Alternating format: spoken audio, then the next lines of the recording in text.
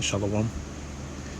Before I make this video, I want to give all praise, honor, and glory to Yahweh, Bahashim Yahushai, Bahashim Rahagwadash, and also as well double honors to the apostles and the others of Great Millstone. I continue to rule very well to this very day.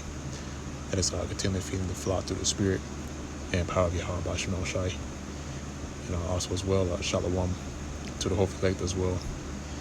Let's God continue to labor in His work and also do labor and show forth your diligence to make your calling and election sure, in faith, in truth and sincerity, and also in all charity.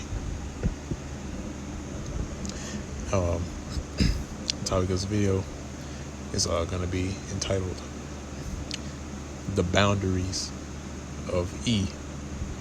Okay, in which we use the term or the letter E to represent the nation of Edom or Esau, which is the true biblical nationality of the so-called white man. And over the course of videos that's being put out, is make mention of the boundaries of Esau and how he only has a certain point to where he's able to get to as far as his kingdom, but at that point, the Lord Yahweh Bahashim Yahushai is going to cut off his rulership, and we are approaching that boundary and the bounds to where the Lord has set for Esau, and he can't pass. Okay, and that's the beautiful thing about it, because it's comfort in knowing that this man has a certain cutoff point, because the way that this society is going and the way that the world is headed, if things were to continue, and the scriptures tell you that as well, that if the days weren't shortened, then no flesh would be saved. Okay? The reason why is because the wicked are in rulership. And when the wicked are in rulership, there's death at every corner. Death right now in this society and in the world that we live in today, death reigns, man. Death reigns. Death is at every corner. That's why King David prophesied about this place, Babylon the Great, and deeming it as the valley of the shadow of death. Because, when you go into a valley, a valley means a low land. Okay? And this land, America, is a low land. It's low in its morals, it's low in its especially the morality of the people, as low as economics, domestic affairs. Basically this place is deemed as a low land. All right. And which again, being a low land means a valley. So again, this is the valley of the shadow of death, and death is at every corner. Death is running rampant to this very day. And again, the reason why is because the wicked are in rulership. Okay, in which the wicked that the Bible speaks of is Esau, Edom. Okay, and through their rulership, you see things are dying, things are corroding, corrupting, and and what you're seeing right now is just more outlandish acts, and the mentality of the people have completely changed. I mean, if you look at the mentality of your average everyday so-called American citizen here in the year 2021, and you compare that mentality to the mentality of your average American citizen that was here and thriving during the time of the 80s, the 70s, and the 60s. Back during that time, it's like the mentalities are completely different. But that's on a small scale.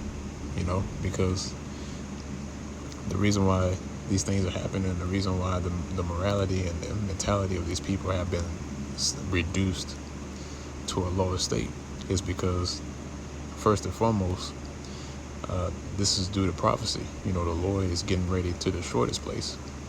But following that, the reason why is because, these people, they're slated for destruction.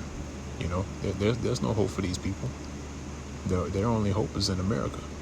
Okay? And that's why they're going to be destroyed right along with America. It's only right. Okay? Especially 2/3 of our people. They love this place so much that, hey, they're going to be destroyed right along with it. Okay? But not to get too far off topic, again, the Lord has set the boundaries of Esau.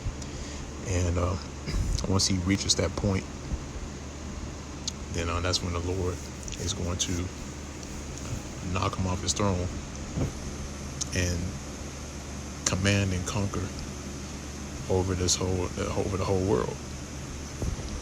All right. So I'm going to jump to the precepts I have here. This is the book of Job, chapter 14, and slacking. I'm going on just a little bit.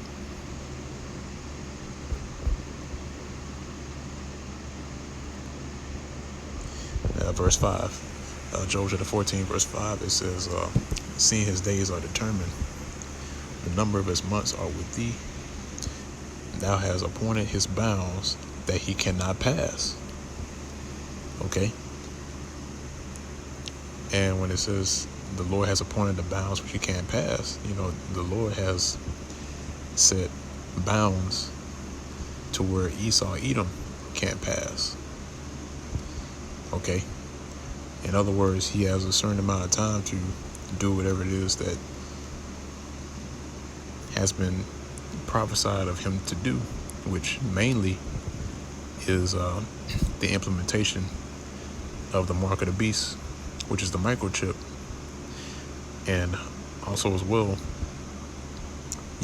to obtain complete control over the whole entire planet Earth by way of his New World Order agenda, his legislations that he set in place. And those are the bounds of which he can't pass. Okay, once he reached that certain point, that's when the Lord is going to destroy him. And the Lord has given us the bounds to where he can't pass. He's told, the Lord gave us through this prophecy that has been revealed. The boundaries have been defined. Okay. And when I say that the boundaries have been defined, I mean that we know what those boundaries are. Okay. And that's a part of measuring the times. Okay. Because the way that we measure the times pursuant to the precepts, where it says, measure thou the time diligently within itself, that's talking about watching for the prophecies. Okay. That what it means to measure the times, right? The way that you measure the times is by watching. Okay, watching for the prophecies. So again, the days of Esau are determined, and his months are in the hand of the Lord. And this man believes that he got all this control to where, he thinks to himself that he's the Most High. Okay, because all of his possessions and what he's able to do, not knowing that he's just a man. And that's recanted in the book of Isaiah chapter 31, where it says the Egyptians are men and not the Most High. Okay. But I'm gonna go on from there. I'm gonna get the book of Revelation chapter 20, verse 3. It says, "And cast him into the bottomless pit, and shut him up, and set a seal upon him, that he should deceive the nations no more, till the 1,000 years should be fulfilled. And after that he must be loosed a little season." Okay? And it's talking about Esau, all right? Because where it speaks about the bottomless pit, during that time, after the pagan Roman Empire fell, that's when we came into power. Okay? And when we came into power, guess what? We had Esau, Edom under subjection. And I believe the Apostle Elder Tahar recently did a video on it concerning where we ruled for 1,000 years, and we did rule for 1,000 years. Actually, it was exactly 1,000 years that we did rule. Okay, and then afterwards, like it says in the precepts, it says that after those 1,000 years should be fulfilled, then after that he must be loose for a little season, and we're in that little season. Okay, right now we're in that little season to where he's in power, and that little season is about to be up. Now, mind you, that same precept I quoted earlier, Psalms, the 24th chapter, where King David mentioned this place being the valley of the shadow of death. A shadow does not last that long. A shadow is here for a moment, and then it's gone. Okay? So this place is just a shadow. That's all it is. There's a little season to where this place is set up, and afterwards it's gone. Okay. So again, like I said before, the Lord set those boundaries to where he can't pass, and Esau is approaching those boundaries. Okay.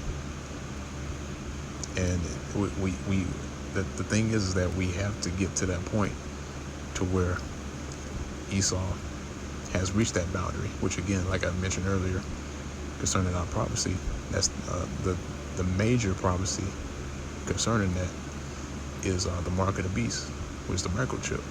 Okay, that's got to happen. All right, and then that's when we're gonna get to the point to where these things are gonna speed up, and the Lord will finally return to deliver us. Okay. Now, I'm moving from there. There's another precept I had that I wanted to get. It's like I'm trying to remember. Remember the precept which I had on deck.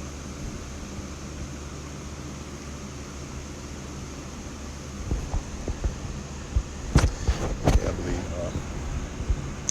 in the book of Job.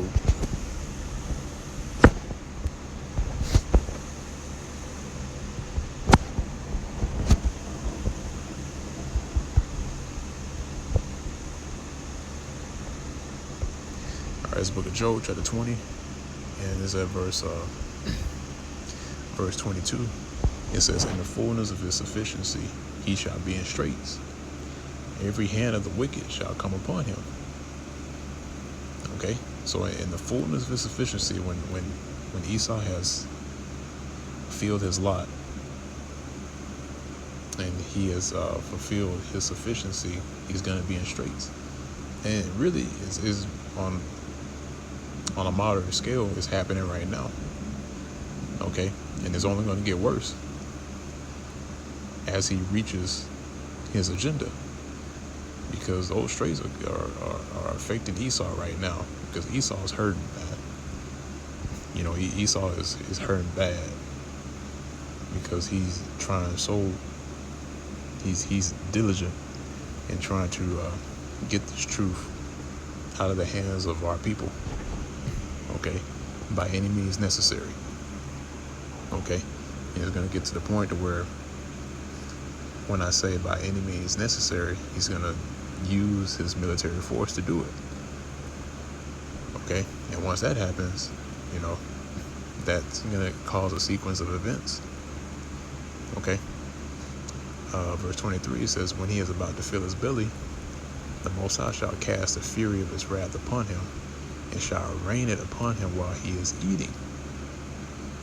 Okay, so when this man is about to fill his belly, which is achieve his agenda, which is to have everything under complete control, especially by way of the mark of the beast, which again is the microchip. The Lord's going to cast the fury of his wrath upon him. He's going to rain it on him while he's eating. Okay. Verse 24 says, he shall flee from the iron weapon, and the bow of steel shall strike him through. Okay. And that iron weapon is talking about the missiles. Okay. Because that's going to be the device that the Lord's going to use to completely destroy this land of America, which again is Babylon the Great. Okay. And this will be the end of his reign. Okay. This will be the end of his rulership.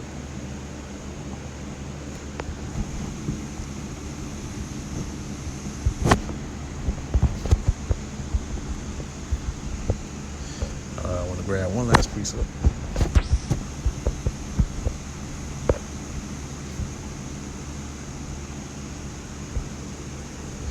This book of 2nd Ezra, chapter 9, verse 1.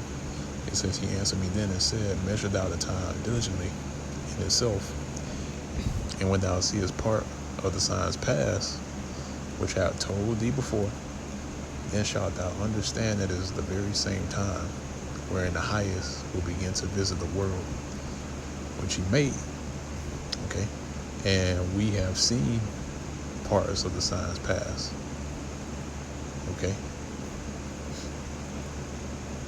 So we understand that is now we're in the time to where the highest is beginning to visit the world which he made.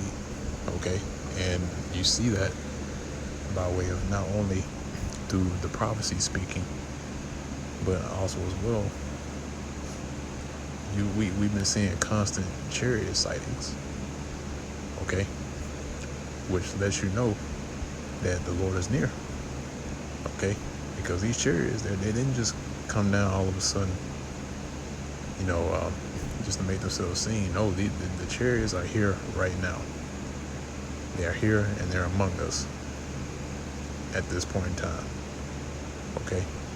And if the Lord allows them to make themselves known, then guess what? You're going to see them. Okay? But in the meantime, they're here. Okay? They're here already. It's only a matter of time for the Lord gives that command, and